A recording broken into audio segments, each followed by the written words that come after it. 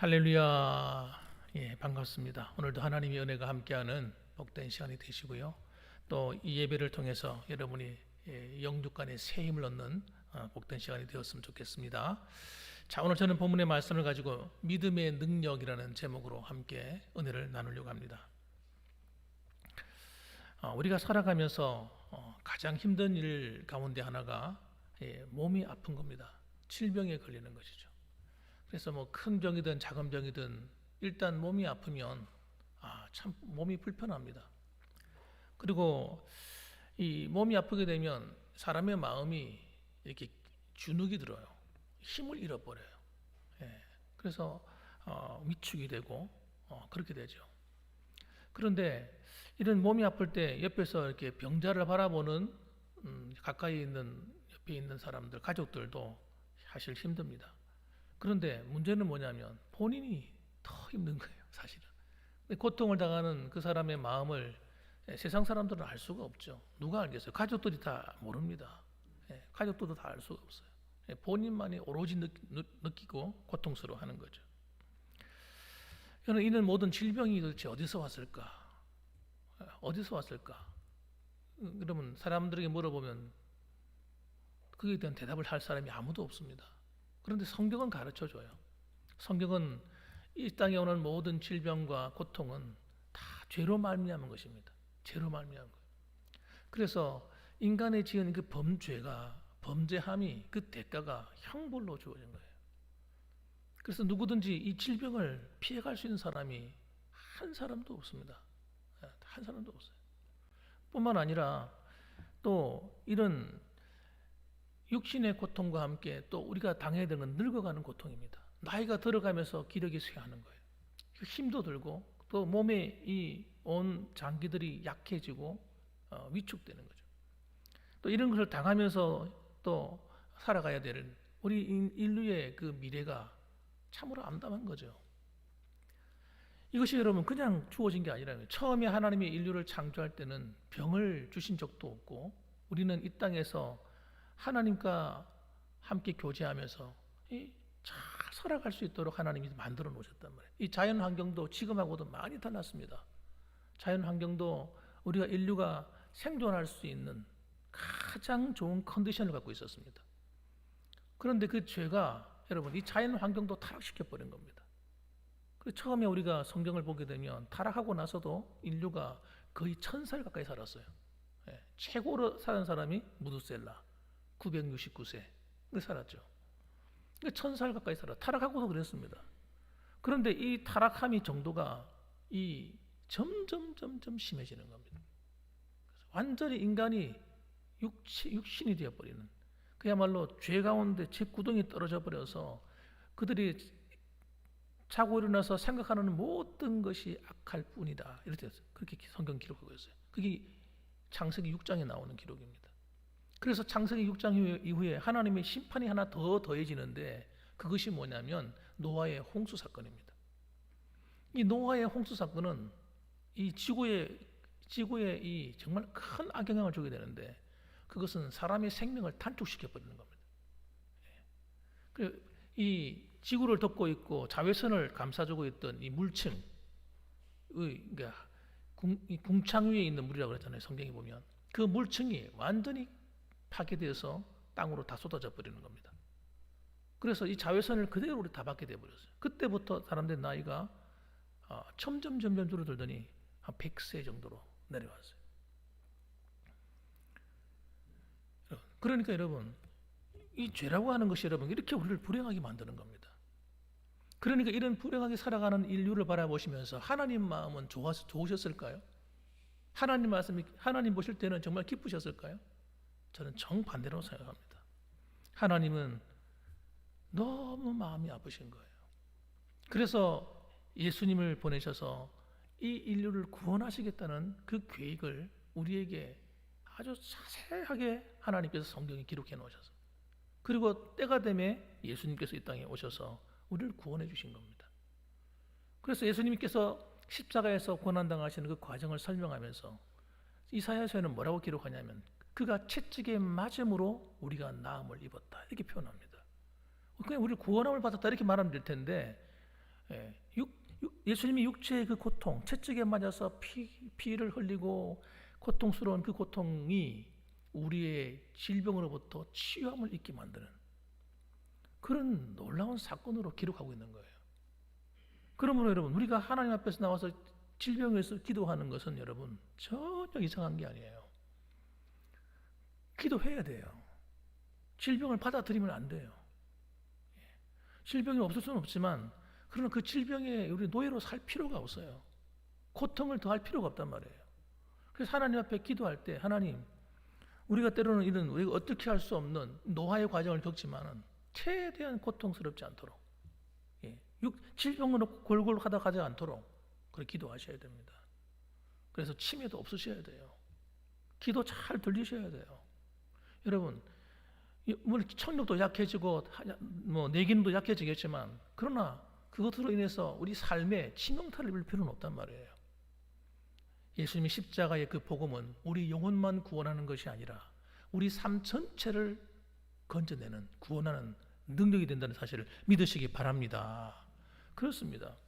그래서 이 믿음이 없게 되면 여러분 어떻게 되느냐? 믿음은 믿을 때 효력을 발휘한단 말이에요. 구원받은 것만 믿어. 난 천국 가는 것만 믿어. 그럼 그거 믿음 갖고 가는 거예요. 그러나 주님께서 내 삶을 고치고 내 병도 고친다고 믿는 사람은 그 믿음대로 살다 가는 겁니다. 이 믿음을 주장해야 돼요. 왜? 우리가 주신 권리니까. 권리라면 권리. 권리는 주장해야 된다니까요. 그렇게 주장하고 기도하면 하나님께서 의사를 통해 고치든 사람들을 통해서 어떤 좋은 약을 만나 고치든 아니면 하나님께서 살아있는 걸 재생시키든 통증이 없게 하시든 하나님이 하실 일이에요. 그거 다음은. 자, 오늘 본문의 말씀도 그런 의미에서 좀 들으셔야 됩니다. 오늘 이 본문의 말씀 보면 게네사렛 땅에 예수님을 만난 사람들의 반응이 나오고 있습니다. 55절 말씀 한번 읽어보겠습니다. 55절. 지금 예수님은 지금 어디에 오신 거예요? 좀 시로 오신 거죠. 시로 지금 게네사렛 땅에 건너오셨어요.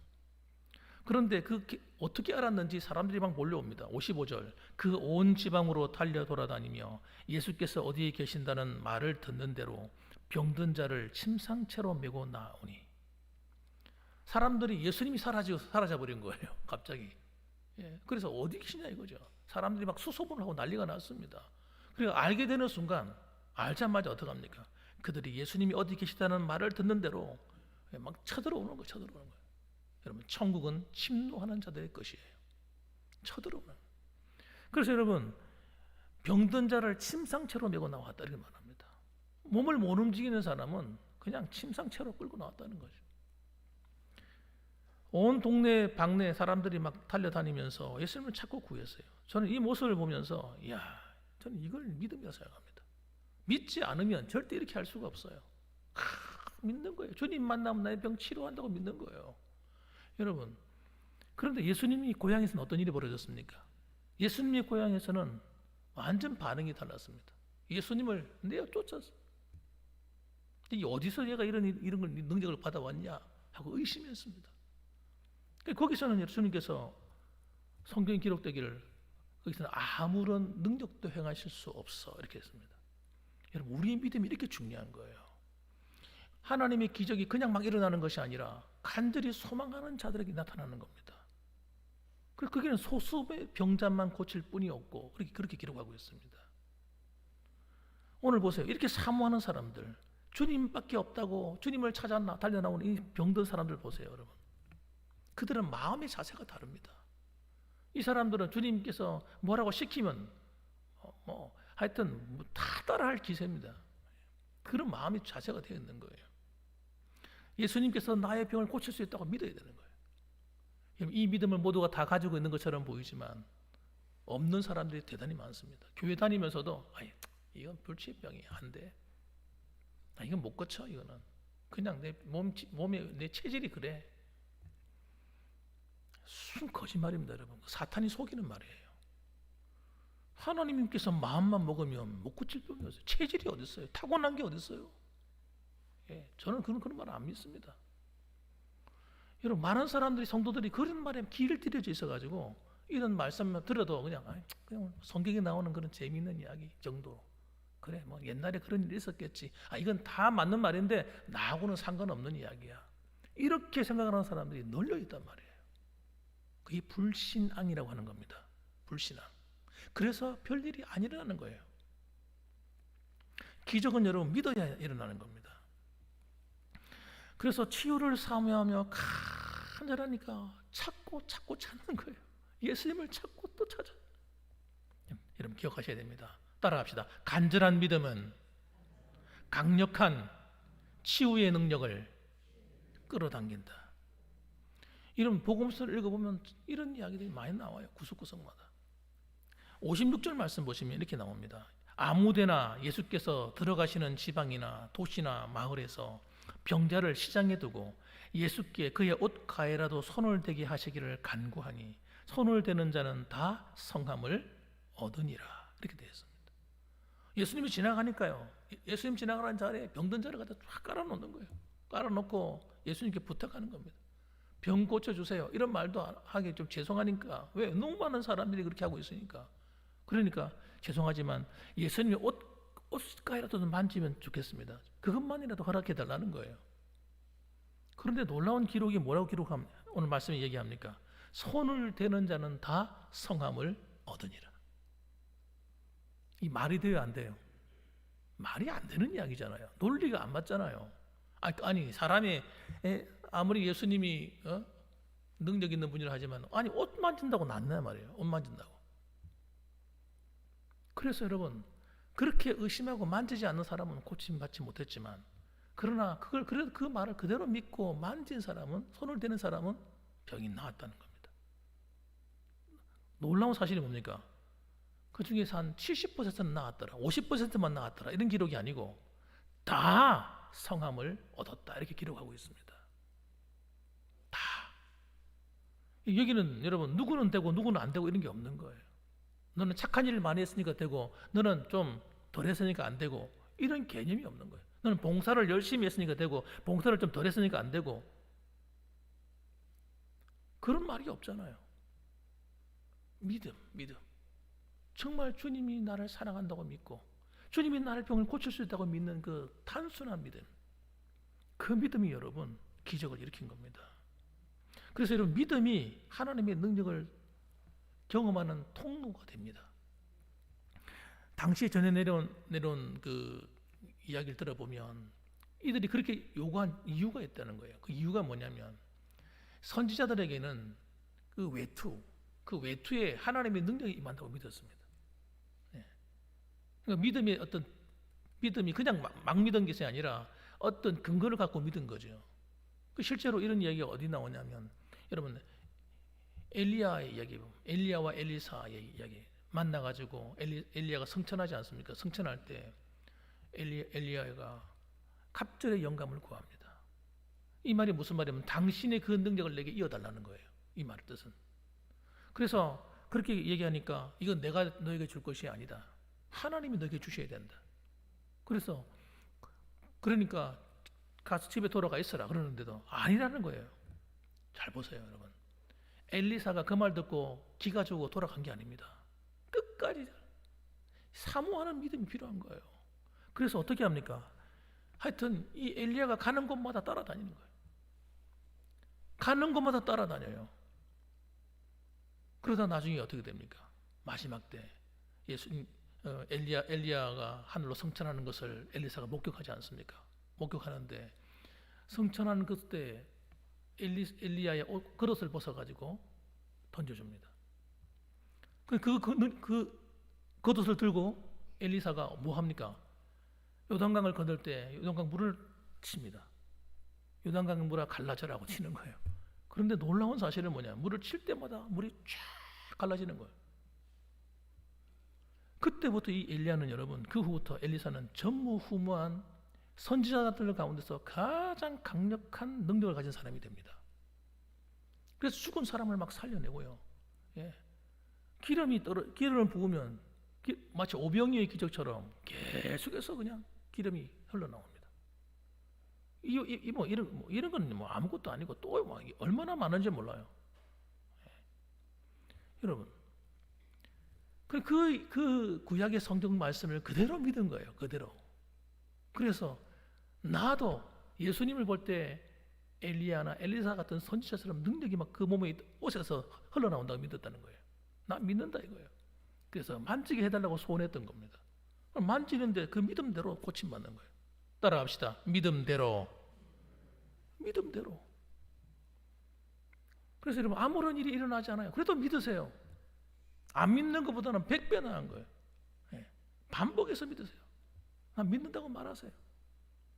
하나님이 나를 고치시고 나를 건강을 주신다고 말씀하세요.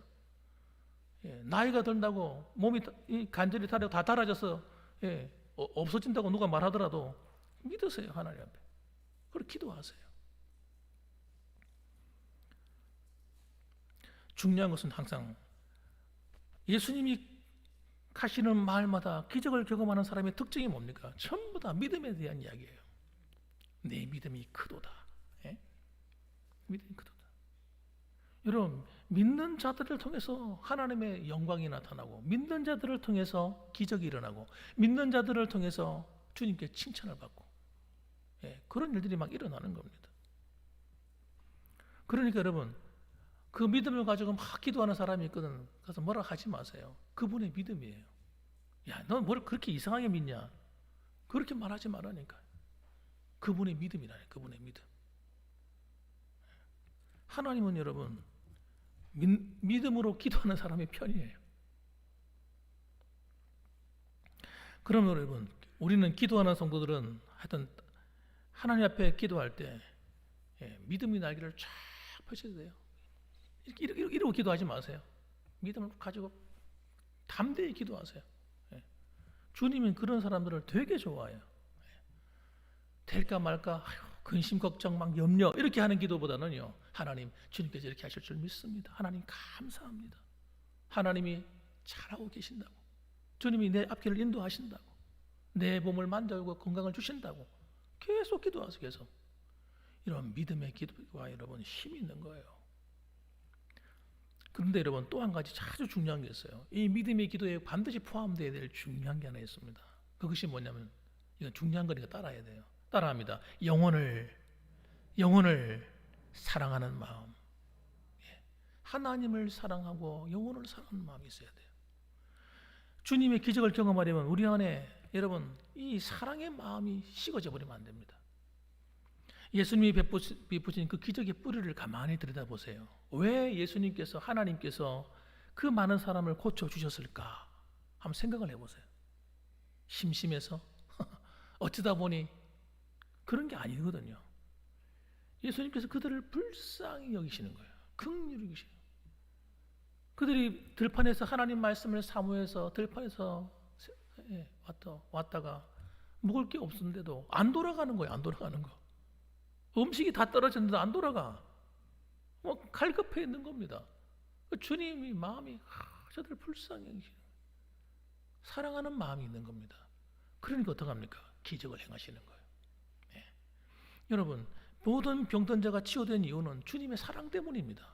다른 이유가 아니에요. 우리도 여러분 다른 사람들을 위해서 기도할 때 그들을 사랑하는 마음으로 기도해 보세요. 하나님, 그분 고침받아야 됩니다. 하나님, 그분 나아야 돼요. 불치의 병에 걸렸다 할지라도 그 사랑의 마음으로 한번 기도해 주시라고. 그럼 하나님께서 그들 돌볼 것이라 생각해요.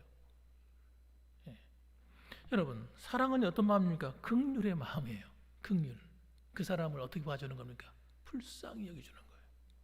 그 사람이 막 모자라고 뭐 가치가 없고 뭐 약해서 그런 게 아닙니다. 사랑하니까 긍휼의 마음을 갖는 거예요. 그래서 사랑하는 마음, 이 마음은 하나님을 사랑하는 마음과 성도를 사랑하는 마음이 같이 가야 돼요. 같이 가야 돼요. 하나님만 사랑하면 안 돼요. 성도들도 함께 사랑해 줘야 돼요. 사랑받지 않아도 되는 사람 한 사람도 없습니다. 여러분, 저는 목사니까 사랑받지 말아야 됩니까? 아닙니다. 전 여러분의 사랑 없으면 안 돼요. 여러분이 저를 사랑해 주시니까 힘을 내어서 목회를 할 수 있는 겁니다. 마찬가지입니다. 우리 모두 서로 그렇잖아요. 서로 사랑을 받아야 됩니다. 나는 사랑 부담스러워. 그만 좀 사랑해. 그런 사람이 한 사람도 없다니까요. 다 사랑이 필요한 사람이고 관심이 필요하고 긍휼이 필요한 사람입니다. 그러므로 여러분, 우리가 어느 순간에 사람들에 대해서 무관심해지거나 또는 사람을 이렇게 사랑하는 마음이 사라지면 그 남는 게 뭐가 있을까요? 남는 거는요, 분노하는 마음에 화가 막 나는 거예요. 미워지는 거예요. 이거는 여러분 하나님의 기적을 다 막아버립니다. 기도할 때 오는 하나님의 축복과 그 기도의 역사를 가로막는 거예요. 이거는 여러분 절대 이건 누가 주는 게 아닙니다. 사탄이 주는 거지. 하나님이 주는 것도 아니고 사탄이 만드는 거예요. 하나님이 은혜를 경험하지 못하도록 만들어버리는 겁니다.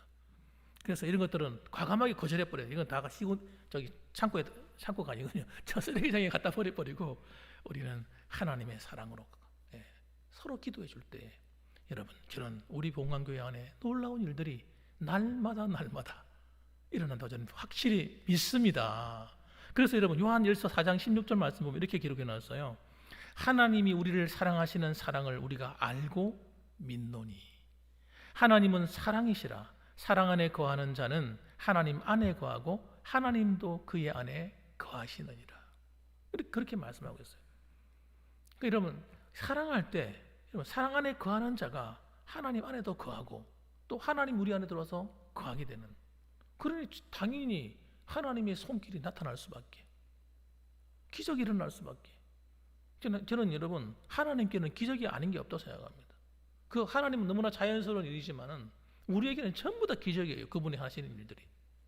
그분은 쉽습니다. 너무너무 쉬운 일이에요.